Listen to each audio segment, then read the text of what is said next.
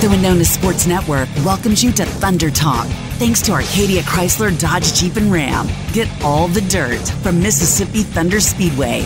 Direct from Dan Bailey. Hey, race fan. Welcome to episode number 332 of Thunder Talk on the Winona Sports Network, 99.3 FM, and streaming live at WinonaRadio.com. We are getting ready for the 16th annual season opener, and I know that sounds weird that we're talking about it on a Thursday, but that's what we're going to do. Some Thursday night thunder, if you will, at Mississippi Thunder Speedway with the 16th annual season opener, machined by Oak Ridge Fabrication. And joining me to get us all set and ready for it is track owner and race director and promoter Tyrone Lingenfelter. Tyrone, welcome to another edition of Thunder Talk, and welcome to 2024, right? Yes, thanks for having me on, Dan. Appreciate it. We have an exciting year ahead of us. We thought that it was going to get started last week, but it's getting started this week with the 16th annual season opener, and we're going to make hay when the sun shines because we're talking $2,000 to win for the USRA Modifieds. We're kicking off this season with a bang, aren't we? Yes, we are. Like you said, unfortunately, Mother Nature didn't play well with us last week, but definitely looking forward to an exciting opener here. Kind of made a change of plans last week to go ahead and move it to Thursday with Deer Creek Speedway having their Fall Jamboree redo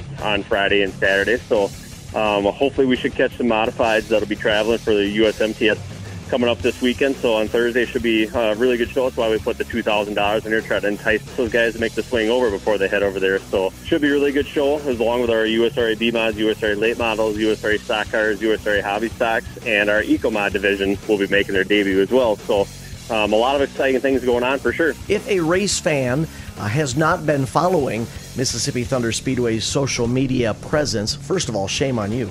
But if they haven't, tell us about the Eco-Mods, because it seems to be getting some traction and it seems to be getting some interest. Yeah, the Eco-Mod division was something that Bob came up with during the off-season here. Once we took out the Lightning Speedway that used to be in the middle, and that was a lot of kids and stuff were racing down there, and even adults and stuff were racing down there as well. We wanted to have another option for a cheaper class for people to get in, to learn, get their feet wet, or even bring back some veteran drivers. We got some guys that are going to be racing that class that maybe necessarily aren't in it just to try to go out and win money, or they just want to go out and compete, want to have a good time, still got a fire burning in their belly, and they want to get out on the speedway and scratch that itch and go out and race. So it should be a good thing. A lot of kids will get a lot of experience as well. But the Eco-Mod division is basically a limited version of a B-Mod, essentially. A lot more basic suspension. A lot of the rules are the same as B-Mods, but cheaper motors, older cars. It's got to be at least 5 years old. For example, for this year, it's got to be 2019 or older. And now people can go get those cars and race with them. So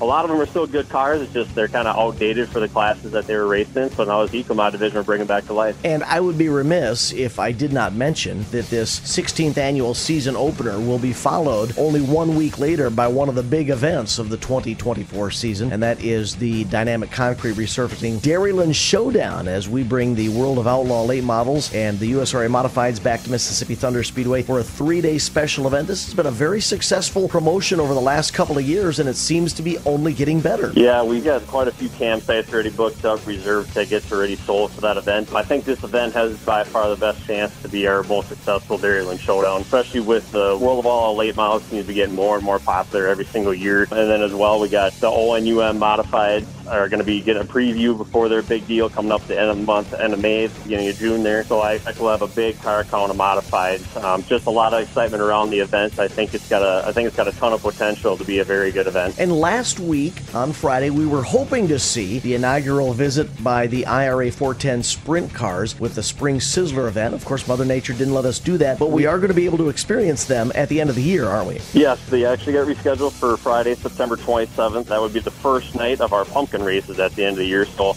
it'll be a big championship weekend for them, as they originally had planned just to race on Saturday night to wrap up their 2024 season. So excited that we were able to get back on that schedule. I know it was kind of a bummer that we had to pull the plug on them. I'm not a big sprint car fan, but I do enjoy all sorts of dirt racing, so I was excited to get those guys over here, the 410 wing sprints.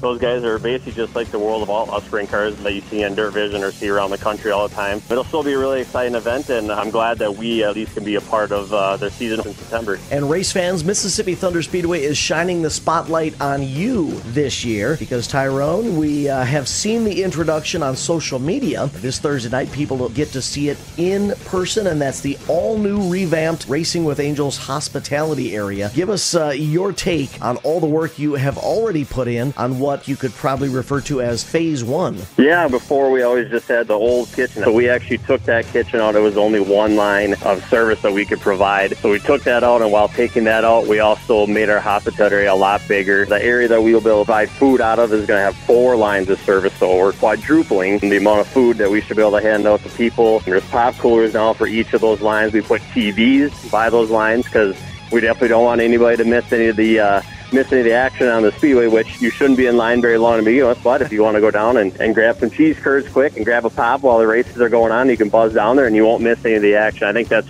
probably my favorite part, is just the fact that those TVs will be there, so they'll hear you and guys still on the call, which would be cool. If you hear the cars on the track slow down, you're definitely going to pay attention to the TV and see what happens. So super excited to share all that with everybody. We got all new gravel in there too, so it's a really nice area. And like you said, it is just phase one. We got quite a few other things that we want to do. Hopefully we'll be able to get those plans all ironed out this season, and we'll have an even bigger, cooler hospitality area to debut next year. 16th annual season opener machined by Oak Ridge Fabrication at Mississippi Thunder Speedway. I know it's Thursday, but that's what we're going with. Thursday Night Thunder to start the season off at Mississippi Thunder Speedway. Hope to see all of you race fans at MTS for this 16th annual season opener. Tyrone, thank you very much for joining us on this 332nd episode of Thunder Talk. Yep, thanks for having me on, Dan. Appreciate it. Tune in next week for all the dirt from Mississippi Thunder Speedway with Thunder Talk on the Winona Sports Network. Thanks to Arcadia Chrysler, Dodge, Jeep, and Ram.